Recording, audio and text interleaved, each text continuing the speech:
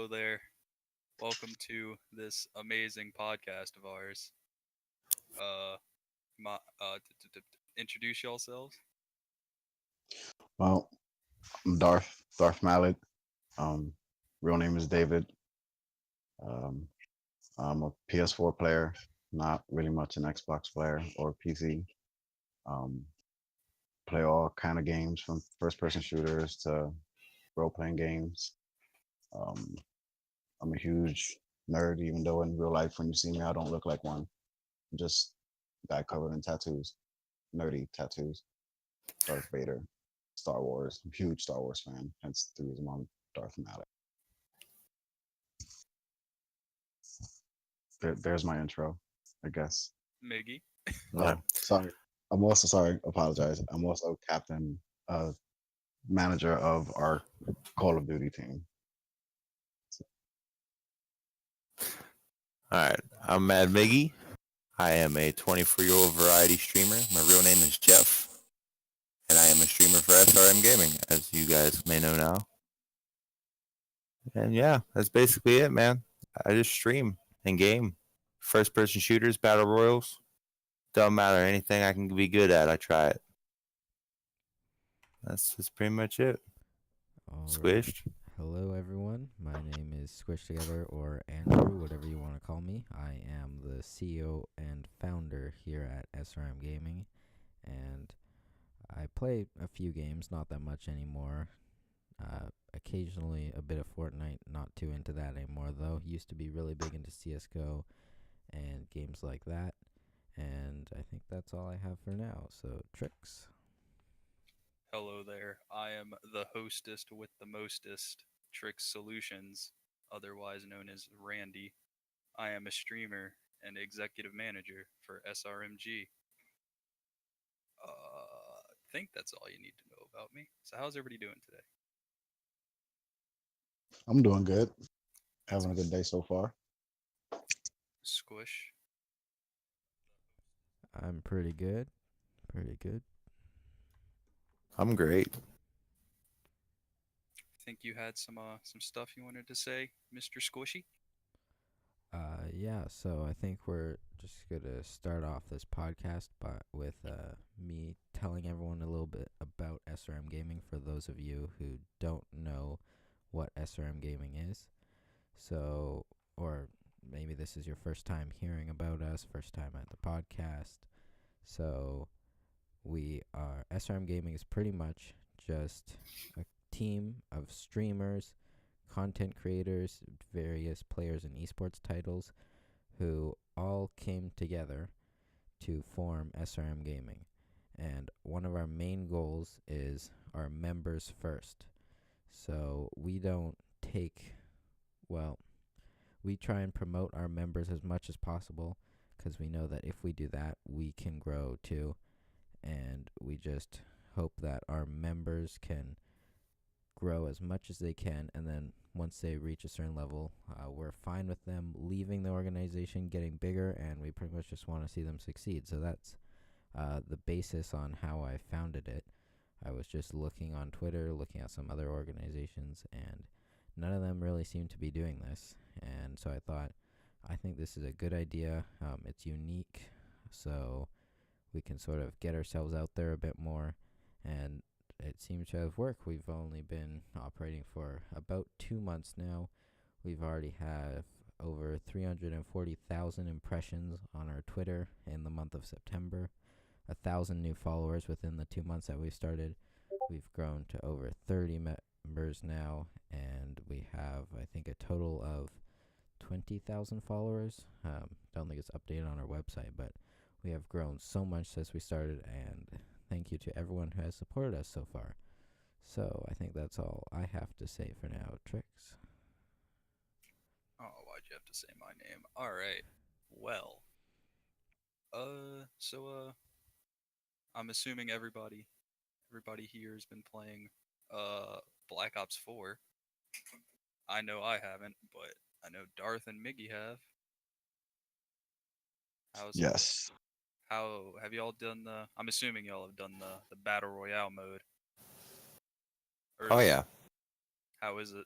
Honestly, the whole game in general is just very, very smooth. It's really awesome. Like, it's awesome to see Call of Duty go back to their original roots. Like, I feel like I'm playing Modern Warfare 2 when I'm playing it. Like, back when Call of Duty was good. Right. I'm happy they got rid of the wall running and like the exosuits. I'm happy they're done with that. Back to the roots. But yeah, back to the battle royal. I'm getting a little off subject. The battle royal is awesome. Like, I honestly see it putting PUBG down. Just saying, because PUBG's like dead already. It's so smooth. If you guys have not bought it yet, I recommend going out and buying it just to play the Blackout. For sure. Darth, you have anything you want to put in on it? Oh yeah, definitely. First, I mean, like Migs took the words right out of my mouth when he said they went back to the originals, like playing Modern Warfare. I mean, from the speed of the game to the guns, the reloading speed, everything is like immaculate. Like I know it's gonna get better, but right now it feels like I bought a complete game. You know, like back in the days when you bought a game, there was no DLC. You just bought the game. You know, it came complete. You know, now when you buy this game, it already feels complete. There's so many different maps. There's so many different gaming modes that you can play. When you're playing Blackout, it's so accurate. It's so realistic in the game. You know, from the health packs to having the armor itself. I mean, you can empty a clip on somebody, and if you're not accurate and they have armor, they're gonna get you. If their gun skill is better, they're just gonna get you. That armor makes a difference in the whole entire game. Yeah, like you said with the health packs, man. Honestly, that is an excellent thing for Call of Duty. Instead of just having to run out of fire and regen on its own, to be able to just heal on the fly, reload your gun, and get right back into the fight. It's a whole different level of combat. You know what I mean? It's really amazing. Honestly, it really is. Not to mention like the sniping in it. You hit a person in the chest up, they're dead. One shot. That's realistic. That's how it should be. Yeah, 100%. Like instead of double tapping them with a 50 cal, which I've done in past Call of Duties. yeah. I mean, it's smooth, but it's fast. You know, like if you're not used to that kind of game style, if you're not used to Modern Warfare or any kind of Black Ops game, and you're just used to the kind of World War II or the old modern, Medal of Honor kind of first person shooters, this game is going to be kind of difficult for you to adjust to because it is fast. It is a fast paced game. And I mean, the sniping ability in this game is ridiculous. Ridiculous. You could be halfway across the map and you get sniped and you're trying to figure out where the person came from. Like, where did that shot come from? Because you don't know. But that, to me, that's the fun of it. That's the realism of the game. Yeah, definitely. Based on what y'all are saying, that it definitely sounds about 1,000 times better than the newer or the past newer Call of Duties.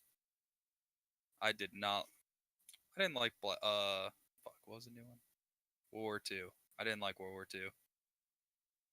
It was too slow for me. Yeah, it was like I'm glad that they got rid of like the exosuits or whatever, but Yeah, then again, they made it go way too slow unless you were using the SMG class. Yes, I was just about to yeah, say, if you were an SMG person in World War, God, just because yeah. that was the meta. Like assault rifles didn't exist unless you were good with the STG-40. That's what you had. But That's what I and the used. reason, but the reason behind that is because they took away that German gun, the Volkmeister. If that gun was put into competitive play, ARs would have ran the whole map. That game, that gun cannot be used in EA Sports. Like if you change your settings, it's not available. That gun is ridiculous. It is Wait, the best AR. what gun are you talking about? It's I think it's called the Volkmeister, something like that. Um, Let me see. I have to go onto my computer and bring it up. All right. But it's an AR, and it's like towards the middle of the bottom, like towards the bottom of the list. And if I'm telling you, I use it when I'm doing like just regular pubs. I use that gun and it's like unstoppable. Especially if you're paying the shipment, there's no way. Like I'll go like 23-3 in a heartbeat without even trying. Like just easily, because that gun, the rapid fire and the reload speed on that gun is ridiculous.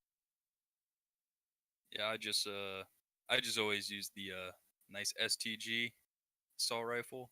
I went pretty ham with Yeah. that. That's all I used. And then near to the end of me playing that game, I started using SMGs, and I realized that SMGs were definitely superior in that game to anything else. Oh yeah, that PPSH is insane. Yeah. It's insane. If you can handle the recoil. That's why you just have to mod it to your ability to. Oh yeah, your I got shooting style. potato aim on console. I just want to go ahead and give a quick shout out to those who are following us here on the chat. Falcon 9910, Navy Brat. Thanks for stopping by. Collusion. It's great to Love see you, people Collusion. coming in. Yeah, definitely glad y'all are here, helping support your fellow SRMG people. Yeah, buddy.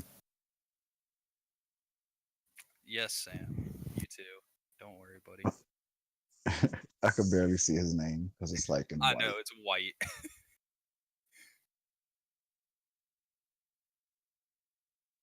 But yeah, I'm gonna be addicted to that. I'm just gonna be playing that all the time, especially being a team manager. I'm just looking at practices and everything. That I'm so psyched. I can't wait. Yeah, I wish Vegas was tomorrow. I wish we were ready in December. I wish the competition started right now. Yeah, I'm definitely I'm gonna have to be getting that game as soon as possible because I definitely want to play, but I don't know if I want it on PC or PS4. See you later, Sam. I will recommend if you're talking about Black Ops, right? Yeah. Get it on PS4, unless you have a supercomputer. I do have a supercomputer. Like I'm talking like 16 gigs of RAM and like at least a 1080. I have 16 gigs of RAM and a GTX Titan Z. Because I know I have an AMD RX 580 and an i5 processor and only 8 gigs of RAM, which is the minimum requirement. And I could only run 2 matches of multiplayer before my stuff was overheating. Damn. Yeah, it takes a lot of graphics. My reason for telling you to get it on the PS4 is because that's what it's built for. This game is built for that system. And so we can all play together. Not only, I mean, of course we can all play together, but it's like, think about that this game has only been built on the PS4 since the beginning of, the whole entire franchise. That was my big reason too, because I think Call of Duty belongs on a console and it should stay there. Along with that's what I think. Battlefield. But this is the reason. Hold on, but this is the reason why, and I understand the reasoning behind it. When Treyarch wanted to do the Battle Royale mode, they didn't just want to do any Battle Royale mode. They could have went, the PUBG route. They could have, made it kind of arcade-ish or game-ish and did a combination of Fortnite, PUBG kind of thing. But they did the smartest thing. They went and contacted Blizzard. And if nobody knows who the Blizzard company is, let's just say WoW, World of Warcraft. I don't think I need to say more. Overwatch, they create online games. This is what they do. So with Treyarch teaming up with Blizzard, they created, as you can tell, one of the best battle royale games you probably ever see. And now with the possibility of Sony opening up their network to crossplay, that changes the entire landscape of battle royale. Not just for Black Ops, but period. Because once Sony opens up that gate and lets Treyarch and Blizzard have access to that network, everybody's gonna get Black Ops. No matter what console you play on, you can play with your friend, no matter where you are in the world. Like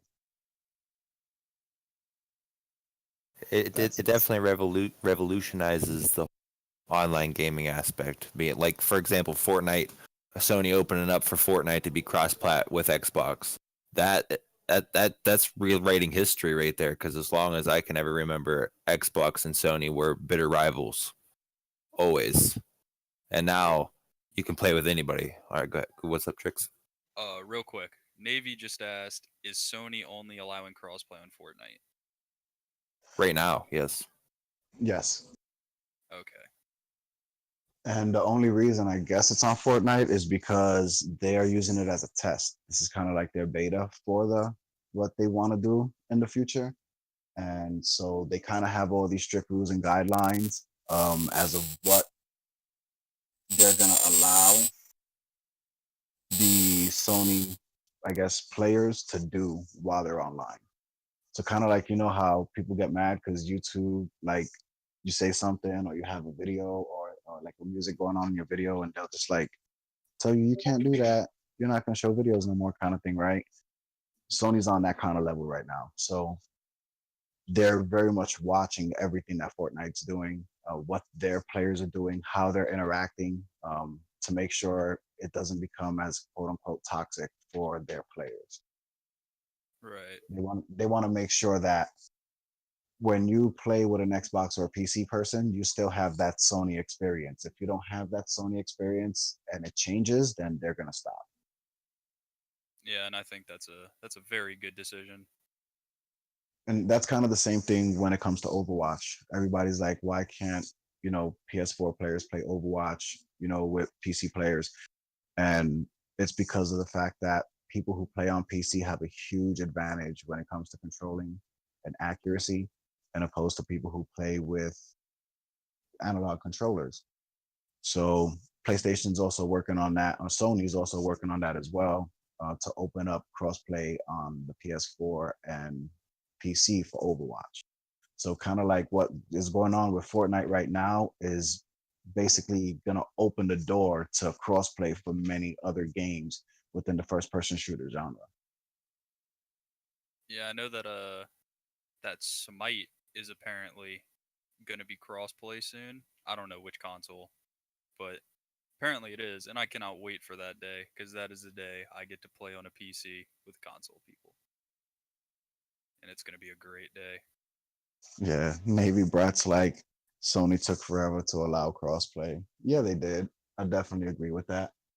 I mean, I understand the reasoning behind it because Sony's kind of like Apple when it comes to protecting their people's information. Ever since they got hacked, I mean, they got hacked a lot, really. Just let's be honest with that first and foremost.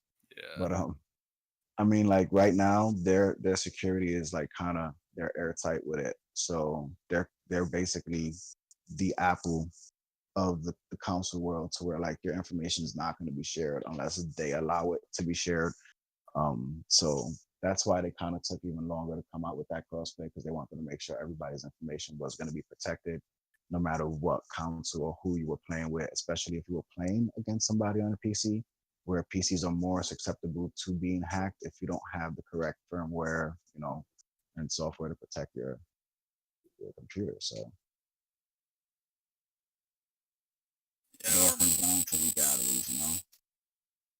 Yeah, I remember when PlayStation got hacked and it was down for like 2 months. That was the worst 2 months of my life.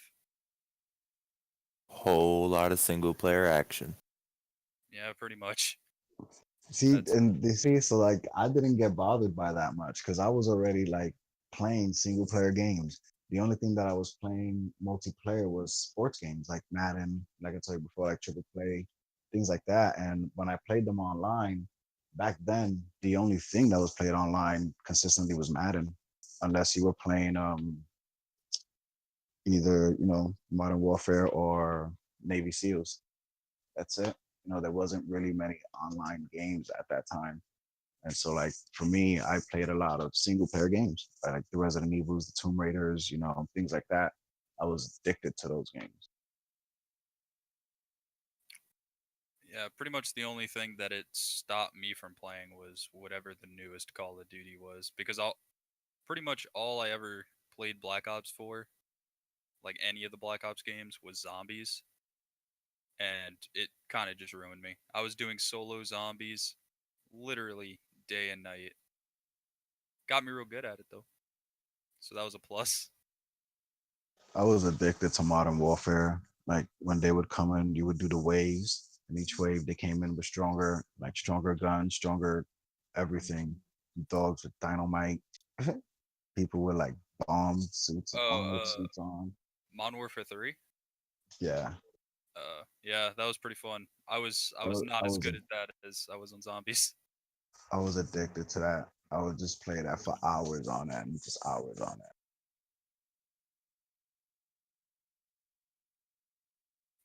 I got addicted to zombies in Black Ops 2. Is when I got addicted to playing zombies. I started it's Black Ops 1, but then um I got a Call of Duty World at War after Black Ops because I wanted to play more zombies. Wow. Yeah, I did the same thing. I did the same exact thing. Like they were like, "Oh, you know, the first one was on World at War," and I was like, "What?" I did no, it's not. And then I checked it out, and I was like, "Ooh, another zombies," and I just kept playing it. Like I could play it now and just play all night. World at Same. War has the best zombies. Classic zombies. No better. Like, do you Because mean it's the zombies original. gameplay or zombies Yeah. like Yeah. looking? Just the original everything. Yeah, I mean, Black Ops 1 definitely had better maps. Well, yeah, but nostalgia, man, original. It wasn't really nostalgia for me since I bought it after Black Ops 1. Oh well, yeah, true. It's the same thing for me. Like, I mean, it was the zombies was dope and everything, but to me, it's kind of like I don't see it as the best one for me because it wasn't the first one that I played. Yeah, But I mean, there's a lot of different kinds of zombies and so many different modes. I like how they kind of continued the storyline of it in different ways and different modes. Like it's still like same time setting, just different areas. You're looking for different things. You're still fighting the same German zombies. Like the right. consistency of the storyline is what I like. You know, throughout the entire different modes, no matter what kind of Call of Duty you were playing, you know, there was still some kind of link between the zombie modes. Yeah, like even when they use different characters, like in Call of the Dead, Black Ops 1, when you played as the actors, the original characters were still there, and that was the Easter egg to let them out of the thing they were in, like the cage. Yeah. See, and that's another thing that I liked about zombies is the cameos that they have with the people you play, like Alcatraz. Yeah. I think War, Alcatraz is dope. World War II. The character I always played as was David Tennant. Yeah.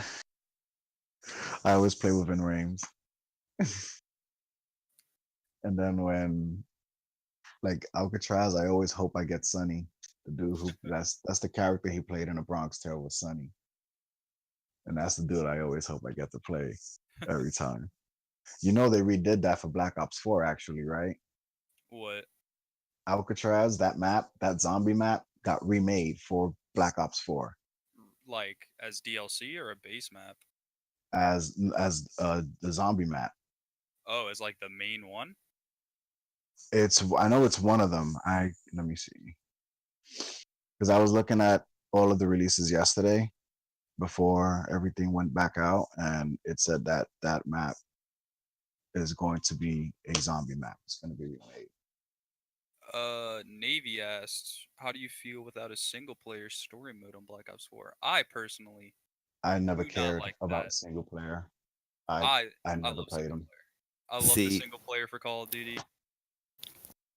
And I played the single players on Modern Warfare, Modern Warfare 2, and Modern Warfare 3 because they had a story. Okay.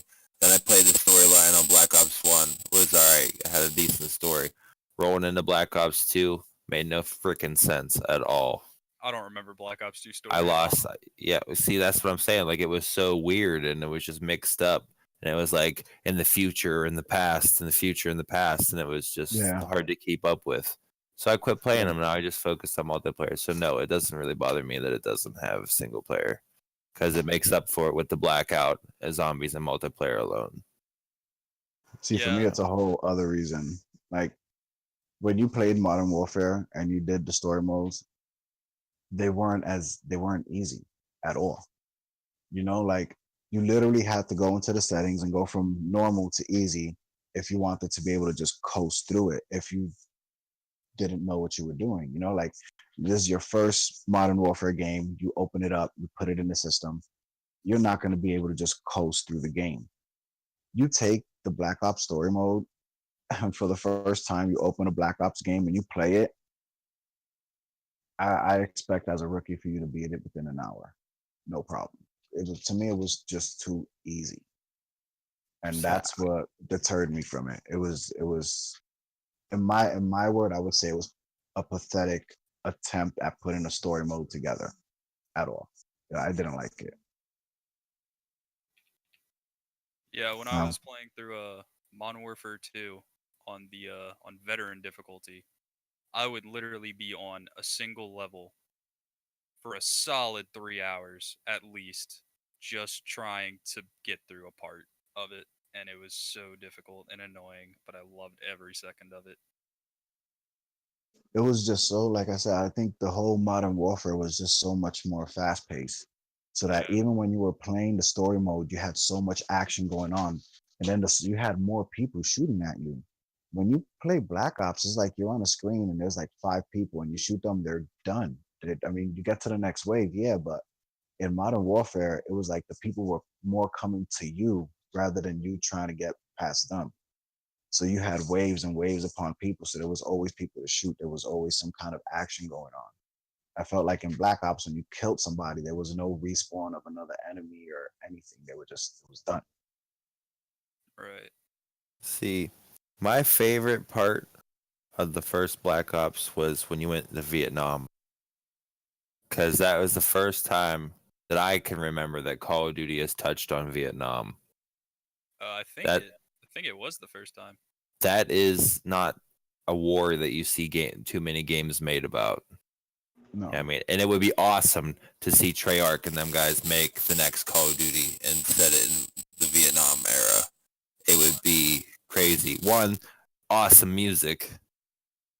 And two, it would just be cool for them to use a little bit of historical fact and give us a taste of what that war was really like. Yeah, I mean, do you know how controversial that would be? Like, that is the most controversial war in the history of the world. Like, just period. It would be, but if they kept it to exact historical fact, I don't think it would be that controversial. If what happens in the game actually happened, it's historical fact and it's not really a lie or fiction. You know, so there can't be no controversy if it really happened. Was there controversy when Battlefield made the Vietnam game? You see, that's different, and I'm gonna explain why. And that was just like a DLC, wasn't it? No, I think that was a full game. It was a game, but I'm gonna tell you why it's different, and a lot of people are not gonna probably like what I'm gonna say. Call of Duty's on a way higher platform than Battlefield would ever be. Define what you mean by that. Call of Duty it just gets more attention. It has a way bigger fan base. It has, I mean, okay, yeah, I agree with that. You go on Twitter literally and they'll post something and within 1 second it already has over like 18,000 retweets. Like, I don't even know how that happens. Like, I go on my Twitter and I'd be like 10 seconds, 27,000 retweets. I don't hear anything about Battlefield and I follow them. You know what I mean? Like, so that's what I mean when I say a different like playing field. So when something happens on Call of Duty, the whole world is watching. Literally, like the whole world has been sitting for one game right now. For the last 2 weeks, nobody talked about anything else but Black Ops. That didn't happen with Battlefield 5. Yeah, that's because Battlefield should be hiding under a rock right now after what they're trying to do. Well, also, they don't compete in competition for Battlefield, I don't believe. Nope. So There- that there right might be there one cuts them right out of the audience for the first person shooters. Right Yeah. there. Bam, they're done. They're just getting people that can't play Call of Duty and just want to play something like Battlefield. You know, Basically, because yeah. that's kind of happened with that SOCOM Navy SEALs. You know, everybody was playing it because it was online. It was great. It was fun. But then Black Ops came out, and everybody was like, "Oh, we're not going to play that game." You know what I mean? And Call of Duty is that game. Like, just imagine if Call of Duty, Treyarch and Blizzard decided we're going to do a story mode game, and it's going to be an online story mode, right? Like something like an Anthem or something like a Halo, and they decided we're just going to have a multiplayer online story mode. Do any of you remember ever playing like Medal of Honor on the original PlayStation or Medal of Honor 2? Very, very short. Not the original. I played Warfighter though, but I'm pretty sure that one was bad. Like the reason I bring that up is because they had legit story modes. Like those games were not online games; they were first-person shooters, story-based games, and you played them by yourself. There was no two-player mode to them, and these were based in the World War II days and the days of Pearl Harbor, kamikaze attacks, those kind of settings. And so imagine having a game like Black Ops with the speed and the realism of it, but have a true story mode, like an intense, deep story mode where you can play with 4 or 5 people. Like you have your own platoon, and you're a platoon, as Meg said, like in the Vietnam War, actually having to carry out certain orders and things like that. Like if they ever, I feel if Black Ops or Call of Duty ever went back to a story mode, it would be something like that. That would be amazing. It definitely would be. And to get to their comment there, Navy Brett, Infinite Warfare was not only played for achievements, but it was also played for zombies. Spaceland. I like to think that Infinite Warfare didn't exist. See, me too, because I did not like zombies, man. I'm sorry, I didn't like not their a fan zombies of it. either. It was a lot The more. whole cartoonish and Yeah, it was too comedic was- to be zombies. yeah, I felt like I was playing Borderlands. Like to me, Borderlands was that kind of game where it brought in the comedy with the adventure with the RPG, right? And then when I started playing these zombies, it was like it was all animation. It wasn't realistic. So I guess that's what turned me away from it, from just playing it. Period. It just wasn't the same at all. I completely agree with you. Welcome to the podcast there, Matt. Oh, Matt's here. Hello. Hey, what's up, Matt? And that's like the second least ever played zombies was Ghost, if you can call it. Wait, Ghost had zombies? zombies? Well, it wasn't zombies. It was like aliens. So, Infected or whatever it was. Yeah, like Yeah, I know what you're talking about. I played one game of that. it was. I think I did the same thing. I think I played it, and then halfway through it, I was like, no, and never. Like I got rid of Ghost after that. Period. Point blank. Never played it again. I was like, I'm done. I'll wait for the next Call of Duty. Ghost was such a waste of money. I bought it. I was so excited about it, and then I played the first mission of single player, and I'm like, well, this is a trash can. And then played the Extinction game mode. I'm like, well, this is worse. And then I took it out and started playing Killzone Shadowfall. That's probably exactly what I did, because Killzone, I love that game. From the first one that ever came out, I was addicted to Killzone. I've only played Killzone 3, and then Killzone Shadowfall. I didn't get very far because I was determined to do it on the hardest difficulty, and wow, that's hard. Yeah, Killzone was only for how I feel like elite players when it comes to as far as sharpshooting. Like if you were just a slayer who would just spray, Killzone was not the game for you, Yeah. because them Hellgas were not easy to take down. All right, flipping it around here, Tricks. I've been meaning to ask you: is Assassin's Creed Odyssey worth the money to buy? Oh, absolutely. I've Yeah. played that game for about, I'd say it has to be in the 30-ish. Hold up, I can look how many hours I played it. I've played it for 98 hours. Nope, that's not right. Probably about 60.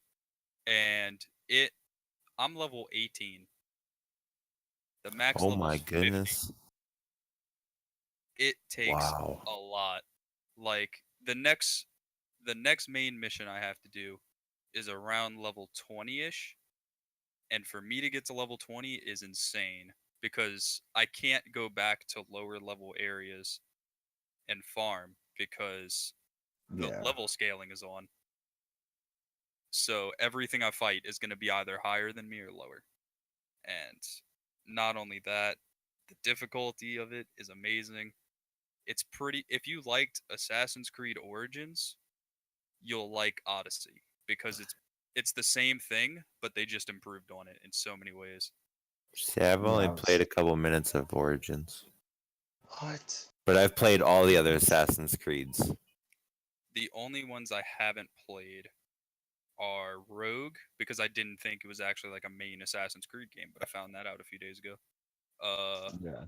And then Syndicate, I played the first few missions of it. See, I didn't play Syndicate or Unity. Yeah, I haven't played those either. Those are the You know, only two I haven't played. you know, Black Flag was my favorite, honestly. if you like Black Flag, Odyssey is for you. I like the whole pirate ship and Odyssey is for you. right The, on. the fact that you can custom your armor, from what I hear, is just one reason I want to get it. You can Spartan kick people. That's why I want to get it. Like, I want to Yep. just Spartan kick people. I'm just gonna run around. I'm gonna stream it, run around, and just yell, "This is Sparta" the entire time and kick people. That's And something I do. the one thing that got me addicted to just Assassin's Creed, period, is the view. Like every time you get onto a high place in that view, I think this Assassin's Creed is just the detail of everything. Like when you look down, they're tiny, but you can still see them walking and moving. Like you can still see like just the detail of that person that's walking. And the hawks, I mean the eagles, you see them flying, they're right next to you. Like the sound of the game is crisp.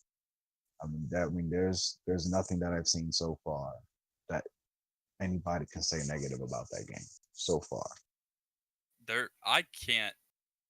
I think the only bad part about the game is the fact that there are a few bugs that need to be worked out, but it's a Ubisoft game and it just got released. So that's nothing, special. Yeah. But that's literally all I can think of.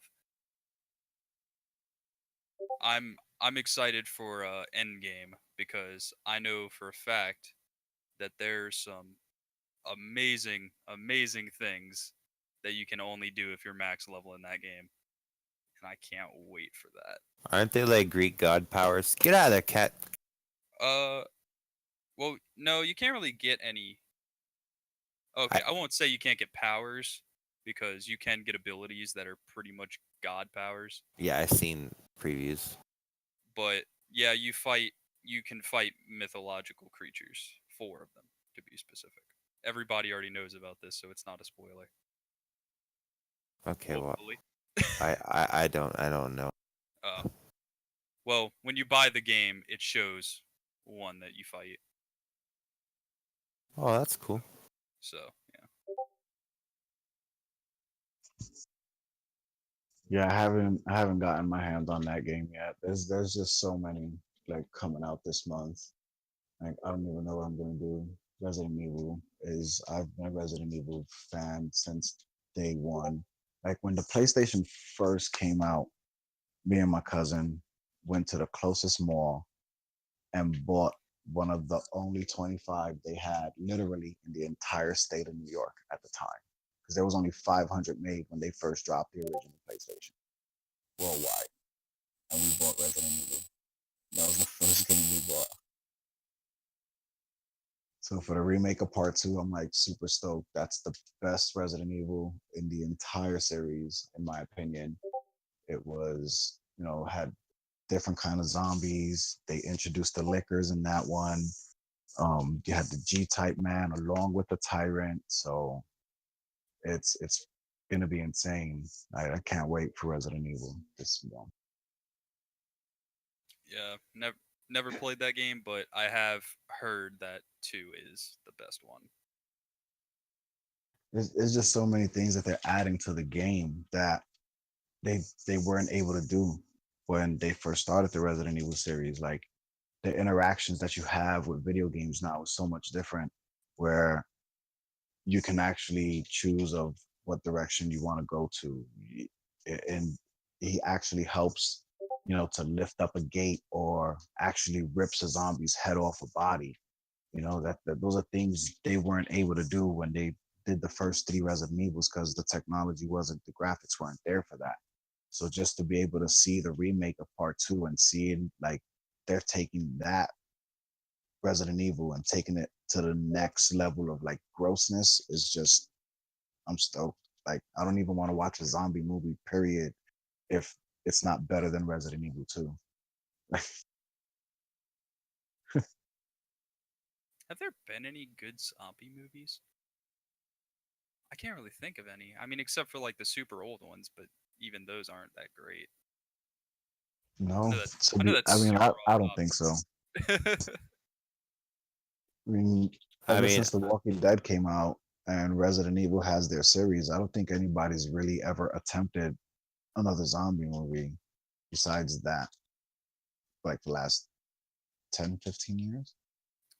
The I only mean, like there was World War Z. Man. I don't think Oh. people like to talk about World War Z. I do. I honestly didn't mind it because like But it how was can you kind of call it a zombie interesting. movie? How can you Yeah, call? it was more of like an illness, Yeah. So but like, but still, it They was climbed on interesting. top of each other to get up a wall. Yeah, That was so dumb. it's kind of smart, honestly. They got in, didn't they? Yeah. Well, yeah. See, point proven. You know. I mean, I guess so. They got in and got the job done. That's what their goal was. now I just want to say, Collusion came out with a comment. He stated Resident Evil 4 was really good, and I do gotta agree with that. Resident Evil 4, I think, is the second best Resident Evil in the entire series. And when you come to look at it, how is it that the 2 best Resident Evils, the main character is Leon? Like, I don't know how that works out. It just does. But I think Resident Evil 4 was the first time we actually seen zombies do something other than bite. Like, yo, they threw sticks of dynamite at you, and there was one that had a chainsaw. Yeah, I was just about to pitchforks. say the chainsaw dudes that chased you around, and if they hit you with one or 2 shots, it killed you. I played a little bit. Done. You were done. Like, and then if you didn't shoot the dynamite stick, like if you didn't see it, that's it. That's your life. You're over. Just gone. Boom. And then that was the first one where they introduced another strain of the virus. And because like in the first 3 Resident Evils, you're fighting what's called the T virus. And then they came out with a Resident Evil called Code Veronica, which took place in like Antarctica or something like that. And it was a whole different strain of the virus that you were fighting there. And when Resident Evil 4 came out, it was like this mutated, southern, I guess they called it the La Plaga virus. And so they were able to still maintain some of their mental functions. So they were able to run, they were able to organize, and they were able to basically form an army of zombies. Like they had different tier levels of zombies. Like these were your pawns. You just waste them and throw them out there. And man, that game was insane. It had like a zombie with arms that were swords or knives. Oh man, yeah. But Sam, thanks for hosting the podcast, man. I seen that alert go off. I might have forgotten to do something. It's fixed. Rip. A little 2K tap down, and Sage unable to build on the lead. The rest of What the is party's sort of catching up here. What? Can anybody else hear that? I heard it. Yeah, What was that? sounded like sports, man. He's coming around the left. He's about to make a shot. Oh, and he misses. Oh, sorry. I was That, getting that ahead of had to be myself. Squish. That was quiet Squish in the background, just letting us know he was still alive, I guess. What? Was that Squish? No, I don't know what that was, but it wasn't me. I don't know what you're talking about. What? I think I know what it was. Anyway, what else should we talk about, guys? I was gonna say something, but I completely forgot what it was. Whatever that was just threw me off. I was trying to figure out what was being watched. But, it was too short of a snippet for me to figure out. Was it like a gaming competition? Because that's what it sounded like. Like somebody was watching like League of Legends or something like that, like a competition. Or like an R6 match. Wait, Could have so been. are we saying it was none of us? It may have been Colton that did it. Oh, yep, 'Cause that makes sense. He intercepts the connection goes from me to him, then he controls all the scene switching, but he still has his computer audio hooked up to that, so he may have turned something on somehow. Oh. Gosh darn it, Colton. See, we all needed an answer. Like everybody was like, "Nope, we're not gonna talk until we find out." Sam wants me to talk about Odyssey, but I think we've already talked about Odyssey. Yeah, we did. We just Yeah, we finished did. talking about Odyssey. Yeah, I can't really say anything else about it without spoiling it. All right, but here's a crazy off. off the wall topic. How about males finally getting recognition in video games with body physics? Oh God, what? Red Dead Redemption 2, horses' testicles shrink in the winter. It's a huge thing. It was all over Twitter. Yeah, dude. Well, it's a serious thing. You have to seriously think about it, though. I'm being dead serious. Every game you see that has anime women, I'm serious. They always exaggerate the features. But then when it comes to like male characters, even like in Fortnite and shit, it's the same thing. Hold up. They're not as well detailed. We're gonna riot. We're gonna march down the block because Megs feels like men are not being appreciated in video games. I'm not rioting. I'm just making it's a valid.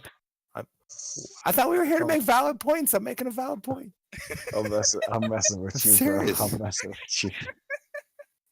Oh God. I could have let that one go. It's huge gaming news, honestly. It really is.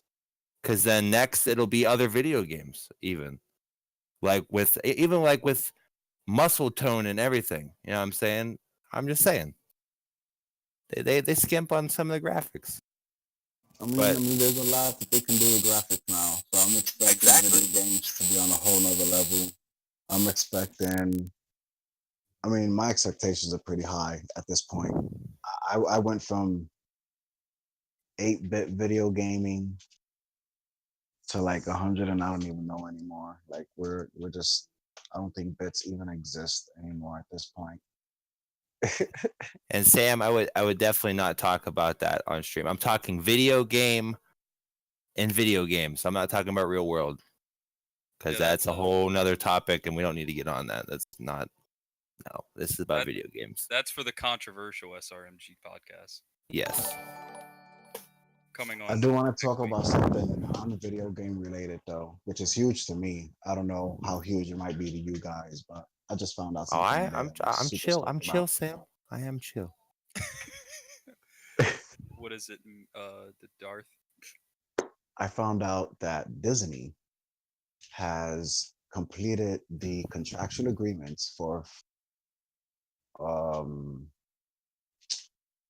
X-Men and for the Fantastic Four.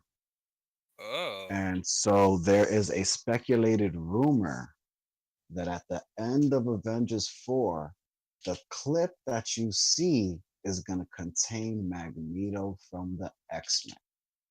that sounds amazing. Except for one small detail. And what is that? I don't know his name. Oh no. Hold up. Hold up. Gotta look up this guy's name before I completely embarrass myself. Which character are you talking about? I might know the name. Nope, I refuse. Alright, got it. Uh Hugh Jackman. Yeah, he's not I playing Wolverine no more. see that's the issue. I refuse. Okay. He is Wolverine. However, this is the thing. When Hugh Jackman refused to play Wolverine, it wasn't because of money. It wasn't because of he got tired of playing the role. It was because of production. So now you're going from 20th Century Fox to Disney. You know, that's like going from a Hilton hotel to the Taj Mahal. No offense to 20th Century Fox, but it's the truth. You know, this is Disney we're talking about, the multimedia facet of the world. They own NBC, they own ABC, they own ESPN, they now own Marvel, they own everything Star Wars. It's a whole different ballgame. So Hugh Jackman turning around and saying, hey, I'll play Wolverine, I can see it happening for the right money, for the right movie. Especially if it's gonna be a Hulk versus Wolverine movie. Come on. I mean, Like, why not? I can't watch anything Wolverine related that isn't Hugh Jackman. I Just mean, I can't. definitely understand that. It's like when Michael Keaton stopped playing Batman and we wound up getting like Val Kilmer and George Clooney. You know? Who are those people beside George Clooney? Dude, you never watched those the are like hold the on, hold very on, time first out, time out, time Batmans. out, time out, time out, time out. Hold up, time out, time out, time out. You've never watched the original Tim Burton's Batman with Jack Nicholson as the Joker? Is that Batman and Robin? No. Oh my God. Yo, listen. Okay, so at the end of this podcast, don't do nothing else. Forget about anything else you were going to do. I don't care if you were going to take your girlfriend out to dinner. No, okay? You're going to go rent Batman. Look at it, YouTube, whatever. I don't care. This is the greatest. Before Heath Ledger, there was no other Joker. Like, when they decided to redo Joker, the whole entire world flipped out because there was nobody better than Jack Nicholson. Like, did you ever see this dude play in The Shining? I don't watch scary movies. Yes, I have. Can I just chime in on this Joker talk? What did you think about Jared Leto? Horrible. Listen. Now hold on. I just got more to say. Just one couple more things. Did you know that there are 3 different eras of Joker? There are 4, to be correct. Oh, okay. Well, I didn't know there was a 4th one. I only heard about 3. I heard about Bronze, Silver Age, and Gold. No. Okay. In the lore of comics of the Joker, you got to remember that the original Joker was played on TV in the days of Adam West. We're talking about the 50s and 60s of Batman. Like, literally, when they punch somebody, it would say pow, poof, yam, jam on the TV screen when they hit somebody. And that Why Joker. did they stop doing that? Jeez, that'd be entertaining. They stopped that in the 80s is when they stopped doing that. I'm an 80s baby. I was born in 81, so sorry. History lesson for you.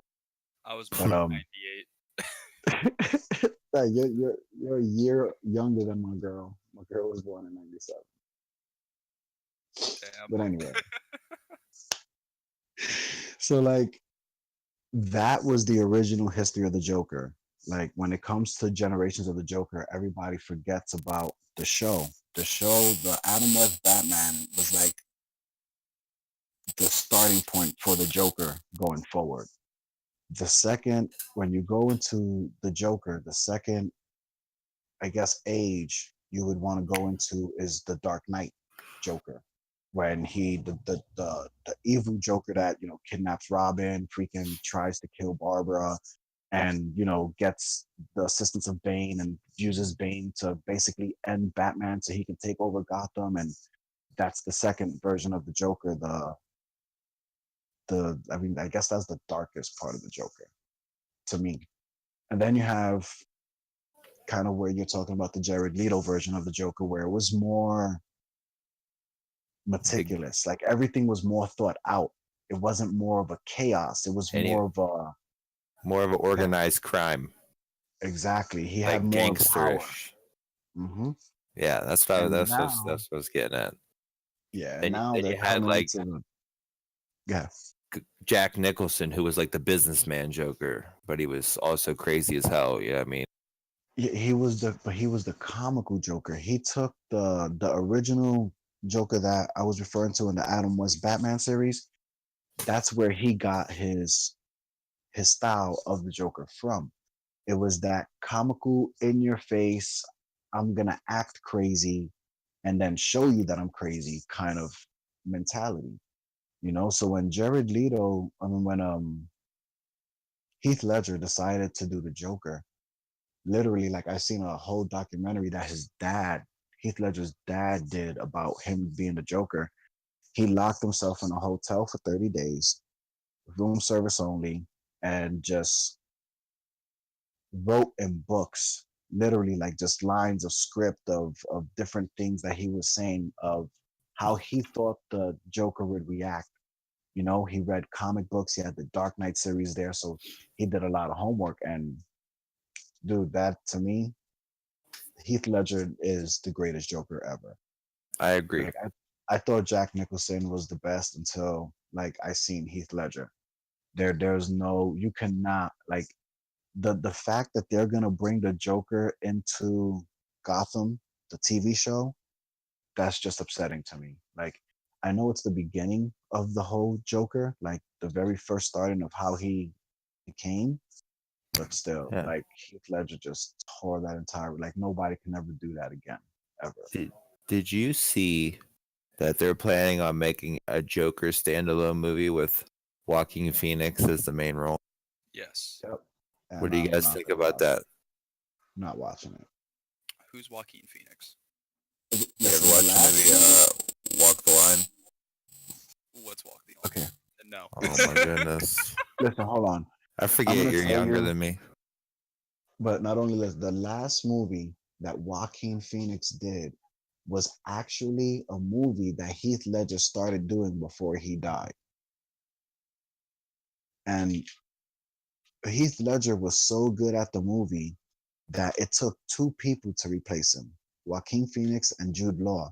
And they had to redo the whole entire scripting of the movie because Heath Ledger was so good at the part that they couldn't have the other two try to portray him. They had to What rechange the whole entire synopsis. Let me was go that? The online. movie The Imaginarium of Parnassus or whatever it was? Yes, Yeah, because it because I starts off seen with I Heath seen that Ledger. he's in half.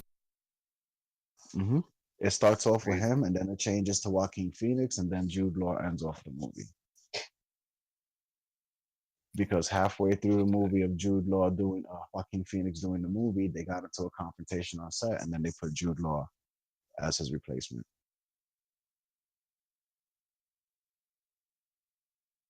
Mm, I'm learning so much today. right? I feel like I went to school today.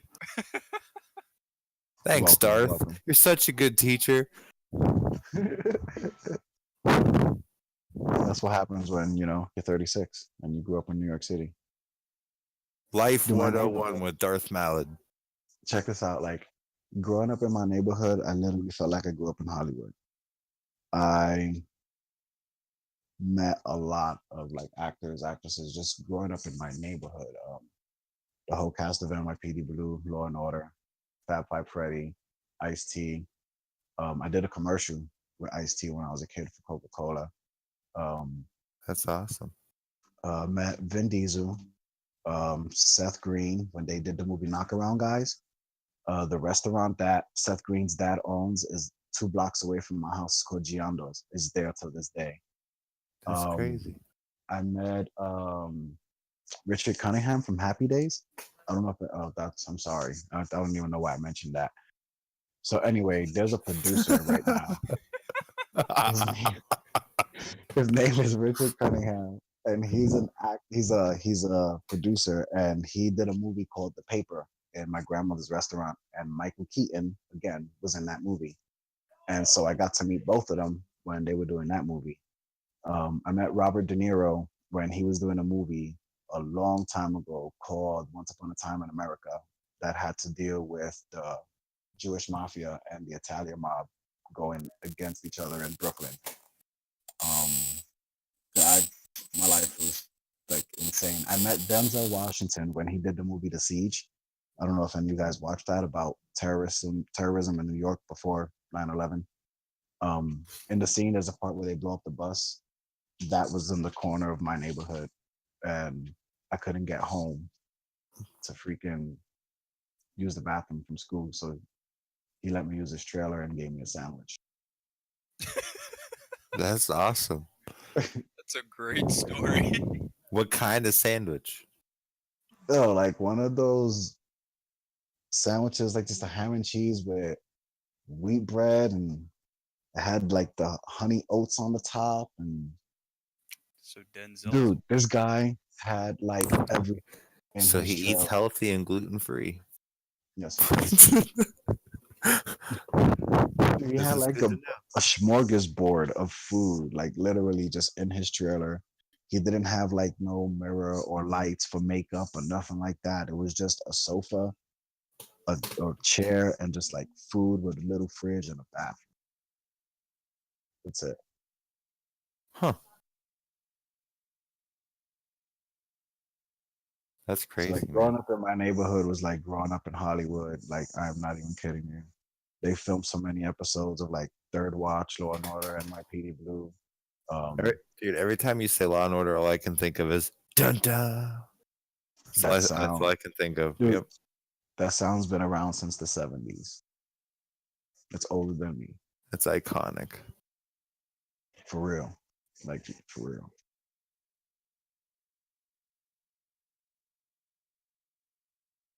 But yeah, that's kind of a little bit about me, my life, where I grew up, what I did when I was a youngster.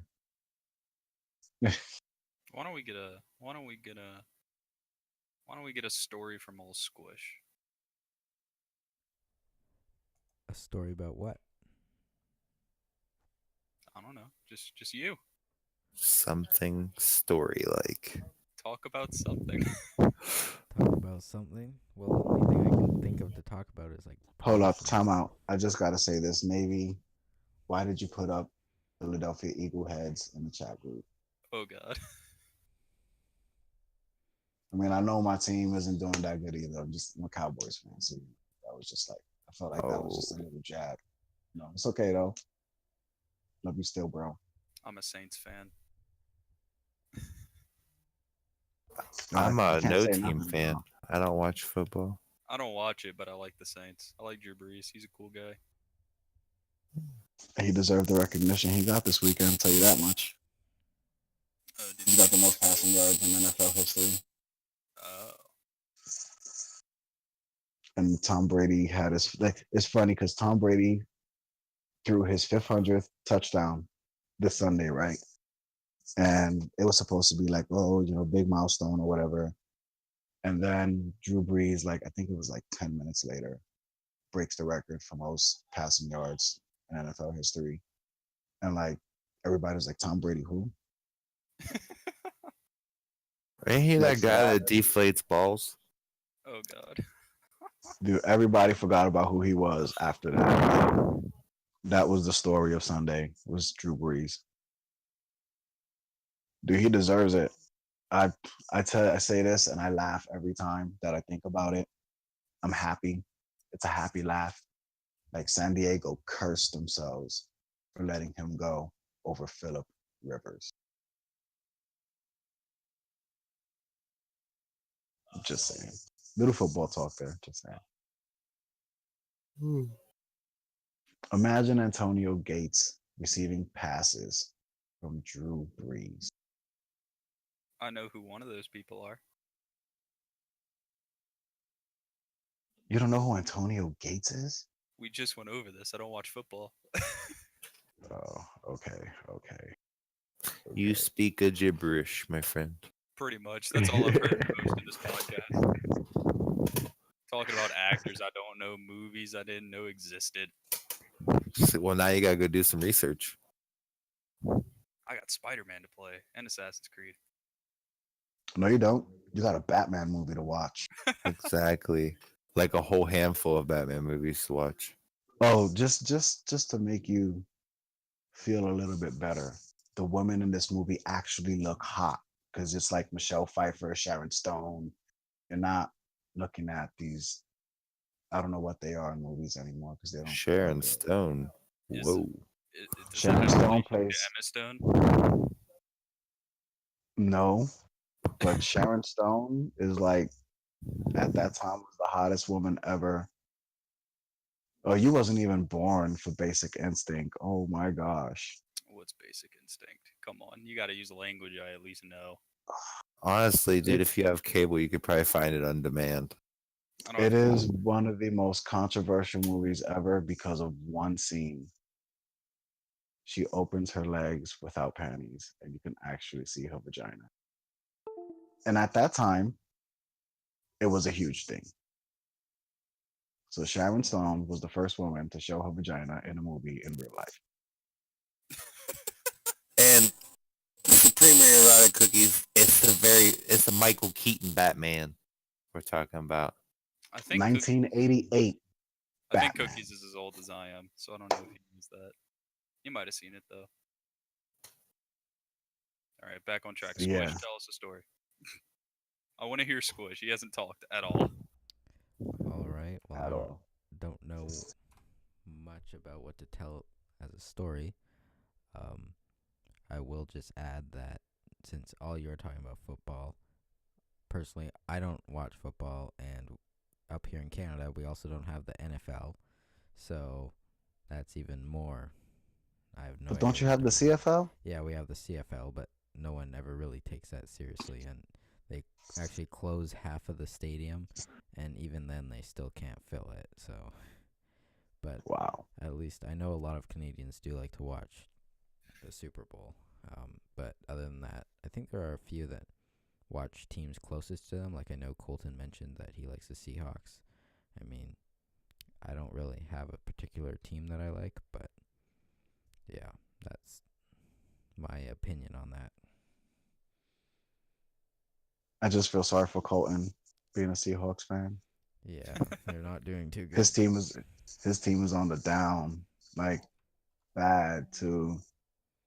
Like just hearing everything that's been going on in the team and them losing their star players and then Earl Thomas going down and it's just not looking good. Every team goes through it. Every team has years where they have to rebuild. Every team is good for 5-10 years, and then we look at the Cowboys. It's my team. I could talk about them. It happens. Yeah, definitely does. It's funny because my first, I was telling Migs and Trix earlier how I was born in 81. So I was born when the original Nintendo was made in Japan in 1981. So my very first game I ever played was Super Mario Brothers. After that, it was all sports games. It was like just racing games and hockey games and basketball games, football. I mean, if you literally just go on YouTube and probably just search Tecmo Super Bowl, it was a game that was created for Sega, not the Genesis, just the original Sega. It was a 16-bit system. I don't think you would ever want to play that because it would hurt your eyes. Like the graphics on it is just horrible compared to what we have now. Like I wish we can just get a clip and just show it on the stream right now. That would be dope. Like if we can just get We a clip probably of that. could. What's it called again? Tecmo Super Bowl. Okay. It's Tecmo and then Super Bowl BOW. Let's see what we can do here. Coltana and Master Squish can figure it out. you guys can just keep talking about whatever while I pull this up. Yeah, just like when I was playing video games as a kid, graphics were like, I don't even know how, like looking at them now, I don't even know how I thought that was even entertaining or I couldn't even see. It's probably why I have astigmatism now when my eyes are messed up and I require glasses to play video games. Same. Used to be able to count pixels. Yeah, literally, exactly. And you can see the different colors of each pixel. Like that's how big the pixels were. It wasn't no tiny pixel. It was like Ow. My ears. Look, that's the sound. Like the sound effects was just so cheesy and so old.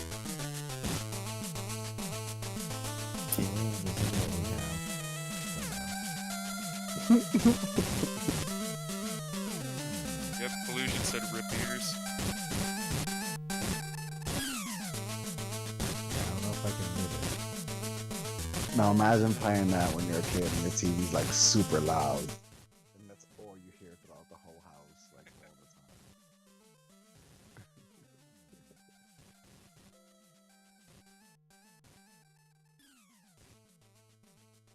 You see how cheesy the sound effects were? Like it was just horrible, horrible. I will say this dude playing's an OG. Look at him go. And That guy was a imagine that that's master. on every single game. Like every game was like that. It didn't matter. Like every game was just like that. It had like the cheesy sound, cheesy graphics, like, but that was entertaining until PlayStation. When PlayStation came out, that was like the revolutionary step to video games. And do you know that Nintendo actually created the system? They sold it to Sony because they didn't think people were gonna buy CDs. Yeah, I heard that somewhere. Well, I bet you they're regretting that now. Oh yeah. Listen, I mean, I do have to say that even when the PlayStation came out, yeah, the PlayStation did dominate and like buried Dreamcast and destroyed everything Sega ever had. Nintendo survived. You That's can't kill because Mario, bro. You yeah, can't that's kill what did Mario. exactly. They Like- survived, they did not thrive. That's true. Well, I can't now. We have to look at the landscape of video games now. Besides Call of Duty and all of the online computer games, what is the biggest mobile game right now? And don't say Pokemon. Fortnite. Exactly. And now they came out with Pokemon Go for the Nintendo Switch, where you can actually trade between the mobile game and the Switch game. So Nintendo's about to make a huge comeback, just in a different genre and a different age group than PlayStation and Xbox, Sony and Microsoft. But Yeah. they're about to leap back in the whole entire game right now. Yeah, I'm But it was sorry, what? it was smart what they did because Nintendo went away from adult gaming. They stood to what they knew. Zelda, Link, Mario, and Star Fox. You know what I mean? They didn't change from that. When they went from Super Nintendo and they went to Super Nintendo, I mean, from Super Nintendo to Nintendo 64, Mario 64, Star Fox 64, and Zelda were the Zelda first three. Ocarina of Time. Mhm. Not just any Zelda, a really great Zelda. And it's exactly the second best one in the franchise because the first one is A Link in the Past. It's the highest grossing Zelda game ever. And so, like, Nintendo has always stuck to that formula, and for some strange reason, it has paid off for like the last 30, 40 years, 50 years strong. So, I mean, to say that they just survived, to me, it's just more about longevity when it comes to Nintendo. Being able to take Mario from an 8-bit flat screen, it was like two-dimensional, to what it is now. Like, he has like how many genres of games? He has a sports game, he has an RPG game, he has a racing game, you know, He has he's a everywhere. movie. Right? So I mean, even back when I was a kid, he had a show called the Super Mario Brothers Super Show, and literally every kid ran home to see that when I was a kid. And there's not just one racing game. There's like 8 Mario Karts now, or something crazy like that, and they're all Yeah. different. I mean, the Mario Party. Think about Mario Party. How that changed Nintendo. Like they came out with Pokemon Stadium, and they did that little mini games, or you can do those mini games with your friends off 4 controllers, and then they took it to the next level with Mario Party. That's one thing I have to say about Nintendo. No matter what, they're just now getting into the online the Switch. You know what I mean? They always made consoles that kept families together. You know what I mean? Or friends together. Or man, yo, man, come over to my house. We'll play Super Mario. You know, like it's always been that way. And now they're starting to branch off into online. But it's it's 21st century. Not everybody goes to everybody's house anymore. See, you see, that's a good thing that you bring that up, because y'all wouldn't know the hassle of trying to lug a PlayStation 2 from one house to the other. You know how big that system was? I know. Yeah. Oh yeah. You had to get a duffel bag. You know what I mean? Now imagine being in New York City with a duffel bag and a PS2. There's 2 things you're afraid of: either the cops stopping you because they think you got something you shouldn't have, or you being robbed. You know what I mean? Or Like, dropping it, or having somebody bump into you too hard, because back then that's all it took to mess them up. Because that's the old system, man. You dropped it wrong, it was broke. Or something was loose inside of it. I went through 5 PS2s before the PS3 came out. And it's not because I, did anything wrong to my system. It's just I played them so much they just burned out.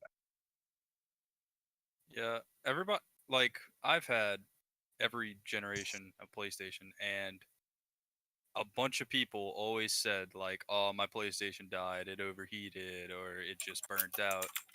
And literally, I had the first edition PS3 that had, like, all the overheating issues, and I never turned it off. It was literally on for about 3 months straight.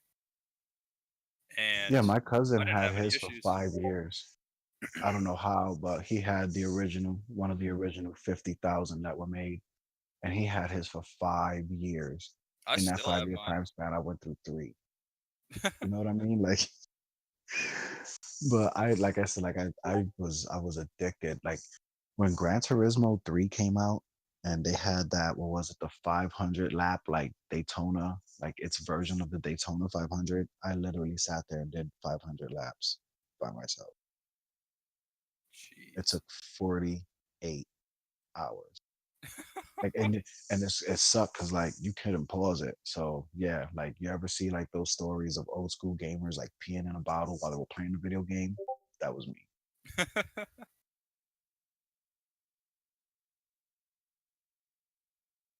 So yeah, like gaming is so much different now. It is just the way it's been to the way it's what it is now. Like if I knew when I was playing the original Modern Warfare Medal of Honor, like I could get paid for shooting people on a TV screen, I'd be a millionaire right now. Like I'd be sitting next to Bill Gates in the financial ladder. Right? I would have never stopped playing Call of Duty. Grind fingers. I would have played, dude. I would have played everything. I used to spend weekends, like literally, me and my boys used to get out of work. I used to work at the Statue of Liberty in New York City, and we got paid cash every Friday. We used to get out of work, go home, and bet all of our work money on Madden all weekend long. That's all we did. Like some people would make money, some people would lose money, but I would play Madden religiously for like 3 days straight. And now I see like some kid holds a Madden championship, like actual belt, and got paid like something $1.5 million for winning one game last year. Like, really? Like, Jeez. come on. Like, that's insane. So, Squish. Collusion says, I want to hear Squish's backstory on his cars. Yeah. I saw that, and I'm not sure if I'm able to tell it at the moment. I'm going to have to check with someone and then see if I am able to do that. What do you did you steal them? I did not steal anything, no. Why can't you talk about the So- backstory? He stole them. He did it. He did it. I think he stole his cars. No, they're not stolen. It's just there's somewhat of a sponsor involved in one of them at the moment, and I'm not sure what I'm allowed to say about that. Oh, gotcha. So- Okay. If So I- apart from the business part, I'm a car guy. So like I like racing cars. I was a huge street racer when I was in New York. Do you do like street racing cars, or what do you do with cars per se?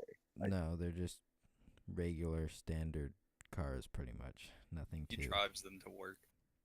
Oh. Yeah, just. How the hell did you street race in New York City? Yeah, I was about to ask. Dude, what? What do you mean? All right, so okay, we have factory areas in every borough, right?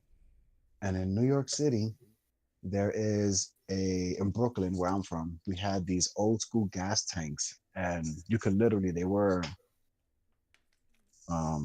landmarks. They were historical landmarks, and they couldn't tear them down because the federal government wouldn't allow them.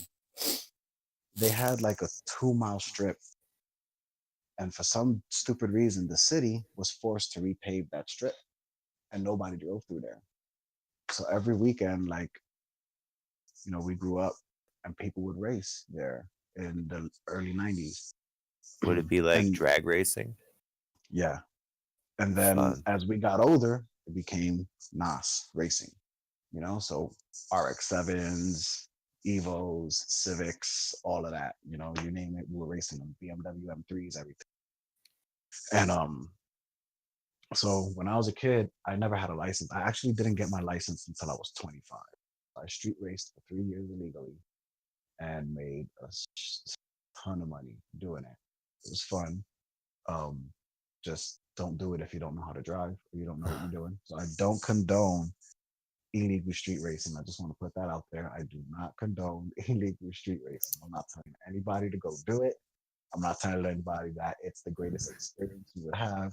I had fun doing it because I knew what I was doing. I know how to drive. But yeah, I mean, I did win a lot of money doing it, and it was kind of fun. And I mean, I don't think you could really call it illegal when the cops let you do it. So I don't know. Oh yeah, if they didn't come at you. No, they keep knew on we were keeping there. on. Like they did it for. I mean, they destroyed the two. They had no choice but to destroy the 2 tanks because a kid died one day, and so they was like, no more. They destroyed the tanks, and then people still race there till this day. And then there's another place in the Bronx by this bridge called the Whitestone Bridge, and they race there too till this day. That's crazy. There's a lot of places you can do it in New York because there's factories, and these factories take up miles and miles and strips of just land, and it's just a street that just goes forever. It'd be going like for 5-6 miles. It's just factory buildings next to factory buildings. Oh, yeah. I got a crazy story. I was driving the other day, and I was on one of the main highways out here, and I was the speed limit is 70, but I was cruising about like $110 in my little 5-speed Forte, and I look at my rear view and I see this little car coming. I'm like, this guy's cruising pretty good. Next thing I know, I'm cruising along, and I get blown past by a Nissan Skyline GTR or a Nissan GTR. He was like doing $130 plus. He was flying. It was great. No better sound in the world than that as it goes past you. It's great. Yeah, it's awesome. Oh yeah. Then them cars are so wicked. One day I will own one. That is my goal. You want to own a GTR? Hell yeah. So this is my baby car. This is my love. The car that I want to own is a Nissan Silva S14. Yes, you heard me. I got very specific with the model type. Okay, any of you guys watched Tokyo Drift, Fast and the Furious Tokyo Drift? Yes. Okay. So you're gonna have to Google this right now. Go into Google and just Google Han's cars, like Han HAN apostrophe S cars, Tokyo Drift, and he has a car called the Mona Lisa. You know what I'm talking about, Migs, if you've seen the Oh movie. yeah, oh yeah. That car's That's beautiful. a Nissan Silva S14, and it has to be left-handed drive. I do not want the American version. I want, because in America they're, what are they called? They're the Z's. They're the Nissan Z family. Yeah. Collusion, you're completely right about GTRs. They're ridiculously fast. Yes, they are. That's why Brian has one in Fast and the Furious Part 2. He's driving a GTR Skyline. Oh yeah.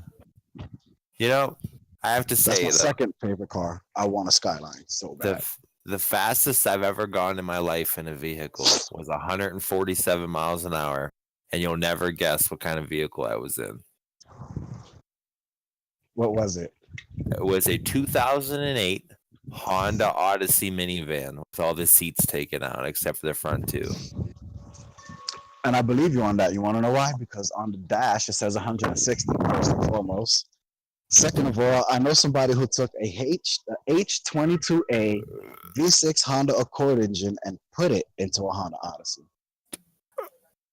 Oh my goodness. I The love fastest cars. I've gone is like 120 in my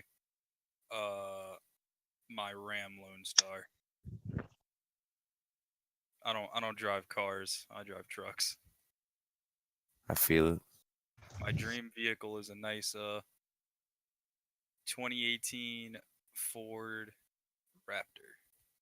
Dude, me and you can be best friends now. Are you a Ford guy?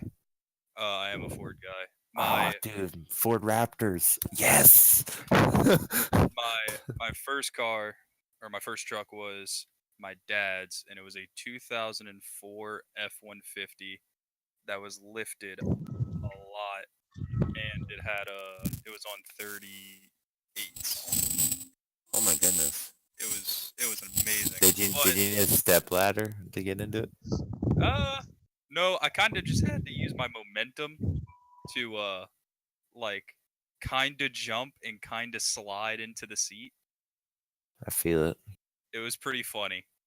One of my friends called me out on it one day. Like, why do you jump into your truck? And I never even noticed that's what I did. Dude, I know this lady who had a truck and she had like the ridiculous lift kit on it. She literally had steps come out of the bottom of her truck for her to get on it. I've seen that in a few different cars. That's expensive to get on a truck. And like real expensive. What, a lift kit? No, the steps. Automatically when you open the door. Oh yeah, that's like crazy hydraulics and stuff there. Yeah, that's why. Yeah, because it's retractable. Yeah, I never wanted to get that specifically because it would cost $1 million. I thought you were talking lift kits because I know when I had my Ford Ranger, if it would have had a straight axle in the front instead of independent front suspension, it would only have been like $400 for 6 inches. But it had independent, so for 4 inches, okay, not 6, 4, was $1,777. Jeez. See, you want to know what's the difference between me and you, Migs? That's when a guy like me comes in handy. I go and I buy the parts online, and then they get shipped to my house. And then I'm like, hey, dude, let me use your jacks. And I cut the springs my damn self. And then I put them on. I feel it. When I was in high school, I went to aviation high school. It was aviation technical high school in New York City, and I learned how to fix planes. That's what I did for 4 years. That's awesome. So you learn a lot about engines, and not just car engines basically, but radio engines, like the old school propeller planes, like that they used to dust crop and stuff like that, those big ones. I learned about that, learned about V engines, learned about a lot of stuff in school when it comes to mechanics. All that other academic stuff, I don't remember anything. except now. But I just transitioned from airplanes to cars. It was so simple. All right, I think it's about time for us to wrap up. Squish, you had something to say?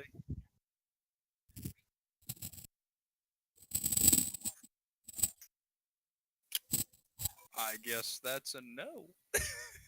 Oh, sorry, my mic was muted. Oh. All right. So, first of all, I'd like to thank everyone for coming out to the podcast this week. It's our first weekly podcast. This first one was on a Friday, but I think from now on we're going to be doing them on Saturday, 4 p.m. Pacific, 7 p.m. Eastern. That's 12 a.m. The following day if you're in England, and 6 p.m. Central Time. I would also like to thank Auntie Anne's for their support recently. And Trix, you enjoyed their pretzel, right? I had 3 amazing pretzels today. That made me want to just go to sleep. Perfect. So, yeah, I think that's all I have to say. Thanks for everyone coming out. Hopefully you can catch us back here next week, Saturday. And also keep an eye out at shop.srmgaming.com. Over the next few days, we may or may not have some special designs coming in for October. If you missed some of this podcast, you'd like to rewatch it, it will be up on our YouTube channel it'll probably be up on Sunday. So, yeah, that's all I have to say. Thank you to everyone for coming out to this podcast. Bye, everybody. Bye-bye. Peace.